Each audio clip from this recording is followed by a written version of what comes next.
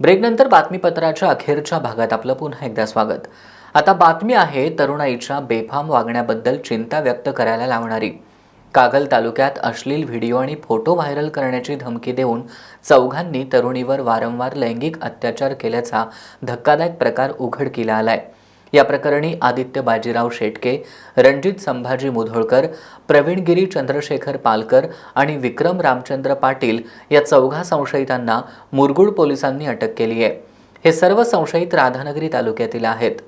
BScच्या दुसऱ्या वर्षात शिक्षण घेणाऱ्या पीडित तरुणीची राधानगरी तालुक्यातील खिंडी वरवडे इथल्या आदित्य शेटके याच्याशी सोशल मीडियाद्वारे ओळख झाली होती। ओळखीचं रूपांतर मैत्रीत झाल्यानंतर शेटके यानं BSc सेमिस्टरचं ओळखपत्र देण्याच्या बहाण्यानं तिला भेटण्यासाठी बोलवून घेतलं। त्यानंतर तिचे फोटो एडिट करून बदनामी करण्याची तसंच व्हायरल करण्याची धमकी देत तिच्यावर जबरदस्ती करण्याचा प्रयत्न केला। त्यानंतर शेटके यानं पीडितेला एका लॉजमध्ये नेऊन तिचे अश्लील व्हिडिओ काढले। तसंच हे व्हिडिओ व्हायरल करण्याची धमकी देत तिच्याशी शारीरिक संबंध ठेवले। आदित्य शेटके एवढ्यावरच थांबला नाही तर त्यानं पीडितेला त्याच्या सोळांकूरमधील रणजित मुधोळकर, राधानगरीचा प्रवीणगिरी पालकर, बुजवडेचा विक्रम पाटील या मित्रांशी शरीर संबंध ठेवायला भाग पाडलं।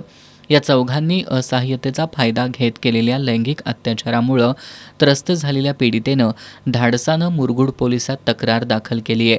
पोलिसांनी आदित्य बाजीराव शेटके, रणजित संभाजी मुधोळकर, प्रवीणगिरी चंद्रशेखर पालकर आणि विक्रम रामचंद्र पाटील यांच्यावर गुन्हा दाखल करत अटक केली आहे। या घटनेमुळे राधानगरी तालुक्यात मोठी खळबळ उडाली आहे।